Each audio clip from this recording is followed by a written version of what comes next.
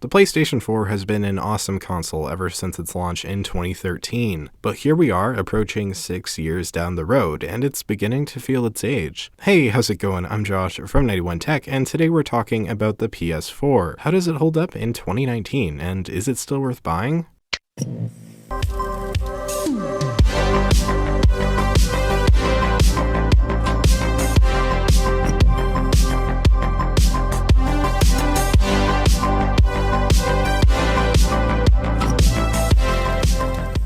Now, as someone who owned the PlayStation 2 and then the Xbox 360 before getting the PS4, I can honestly say I think I made the right choice for the console generation for me. The Xbox One is a lot of fun, but the PS4 just nailed it with exclusives, and there hasn't been a whole lot to complain about since it debuted in 2013. I personally got it in the Christmas of 2014 and have put a good few hours into it since. This here is the original model, and it's held up okay, although I do have occasionally some hardware issues with it, mainly spitting discs. But you probably won't need to worry about that if you're in the market for a PS4, as these older ones are no longer for sale. Instead, all you'll see being sold is the PS4 Slim and PS4 Pro. This is a very good thing. Both of these newer iterations of the console are super solid and great upgrades to the original PlayStation 4, the Slim being, well, slimmer and the Pro being more powerful. Which of these you get is really up to you, but in my opinion, if you don't have a 4K TV, you might as well just get the Slim. And if you do own a 4K TV or plan to get one, well, the Pro is just a no-brainer. If you're looking to buy used, Craigslist is always an option, and you can find consoles on there pretty cheap, but honestly, I'd recommend just buying new because there are frequent sales and the PS4 Slim is often as low as $200, which is a steal of a deal. I'll make sure to have links to the best deals I can find on Amazon in the description below, so maybe check one of those out if you're considering buying the PS4. That all being said, I think I'm getting ahead of myself here. I kind of just launched into which one you should buy instead of whether or not you should buy one in the first place. So, should you? Well, yeah, you should, probably. If you don't have a PS4 by now, I'm legitimately curious as to why, because it's been out for quite some time. I would say good excuses include already having an Xbox One, or just not needing a PS4, so not buying one. But I think that's about it. Not to knock you if you don't have one, but the PS4 is at the price point now that it's fairly accessible to pretty much everybody. I know $200 isn't chump change for most people, but it's not that much either, all things considered. The PlayStation 4 is a great console, and there's really only one factor standing in the way of buying it, and it's something I haven't mentioned in the reviews past. I did one of these in, I think, September or October, and the only reason I'm re-reviewing it so soon is because there have been rumors about the PlayStation 5. In fact, I would say there's been a plethora of rumors as of late pointing towards a PS5 release somewhere in 2020, probably November. While it is possible for a 2019 release, I find it personally very unlikely, and I think that would be jumping the gun, as frankly, I don't think people are ready yet for a new console. Plus, there have just been rumors that just started of companies finally starting to make games for the PS5, so I'd say late 2020 makes sense. So you might see some clickbaity articles saying the PS5 will come out in 2019, but I would highly doubt that. November 2020 makes sense, and that's probably where it'll happen, although we could see an announcement as soon as this year. That would be pretty realistic. That all being said, we are reaching the end of the PS4's life, and with that, you shouldn't expect too many more huge exclusive games to come out, besides hopefully a couple like The Last of Us 2. Whether or not you think it's worth buying the PS4 and not waiting for the PS5 is up to you, but personally I'd say that the release is far enough away that it's worth buying. The PS4 has some amazing games, and you'd be doing yourself a disservice by not playing them. There have been rumors the PS5 would play PS4 games as well,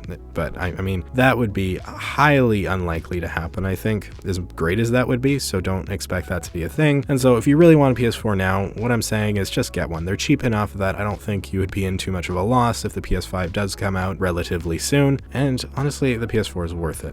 It just is. From last year's God of War to Spider-Man, the new Spyro Reignited trilogy, Horizon Zero Dawn, Bloodborne, the Uncharted games, Last of Us Remastered, and so many more, you'll never find a time where there isn't any more games to play, because there are so many, and there are so many good games too. What's crazy is that all those games I just mentioned are PS4 exclusives, which means you can't play them anywhere else, at least right now. Of course, a lot of other titles also worth a shot, like the new Red Dead Redemption 2, but there are so many that I'm just not going to go through them. The PS4 exclusives are really the reason you would buy a PS4 over the Xbox One, and I think the PS4 is worth it just for that. Sony really nailed this generation, and hopefully Xbox is taking notes for the next and comes out with some more games. So obviously playing games is fun, but how you play them is also pretty important and needs to be enjoyable for the best experience experience possible. And this is another highlight of the PS4, starting with the DualShock 4 controllers. Not only are these things relatively cheap, often going on sale for around $40 on Amazon, links below, but they're also super comfortable to play with, and my only complaint is that the start button, for some reason, is called the options button instead. The controller fits well in most people's hands and, well, does its job. There's not a ton to say here. However, I will point out that battery life isn't amazing, at least after years of use. My original controllers from 2014 die after only a couple hours of playtime at this point, rendering them almost useless at times and forcing me to use my newer red controller instead. Luckily, they're easy enough to charge with a micro USB cord, and you can charge them while playing, but keep in mind battery degradation is something that is going to happen over time. Also, you probably won't actually need a ton of controllers, as unfortunately not many games support couch co-op anymore. There are some like Rocket League, but these are few and far between, and the focus now is really on the online aspect of games. I find this quite sad personally, as someone who grew up playing 4-player Halo with friends all the time, but it's just kind of the way things go. I personally have a Switch for local multiplayer if people come over. Smash Brothers or Mario Kart is a great way to pass the time, and those types of games just aren't options on the PS4. Although, to be fair, Crash Bandicoot Racing is being remastered and is coming out this year, so that's awesome. Link to my Nintendo Switch review in the description, by the way, if anyone's curious. PlayStation Plus is an added cost that brings online play to the PlayStation. It's necessary for most games at this point, such as Call of Duty and Battlefield, and any other game that involves using the internet to connect with other people. There are a couple that don't need PlayStation Plus, such as Fortnite, but it's probably something you're going to need to expect to buy, so you do need to add the price of $60 to whatever price the PS4 is, because, well, if you want to play multiplayer games, which you probably do, you need PlayStation Plus. At the end of the day, it's not hard to see that the PlayStation 4 is a great device, and if you somehow haven't jumped on this console generation yet, I think that you really should. Just try to pick up a PS4 Slim on sale, as sales happen fairly frequently, and you might as well try to get the best bang for your buck. Again, Amazon links in the description to the best deals I can find. But what do you think about the PS4? Is it still worth buying, or would you rather wait for the PS5? Do you have a PS4 already? Let me know in the comments down below. Thank you so much for watching. If you found this video helpful or interesting, maybe hit that like button and consider subscribing for more content just like this. You can follow me over on Instagram and Twitter at 91_tech if you want some more tech in your life. And with that all being said, I'm Josh from 91tech, and I will see you all next time.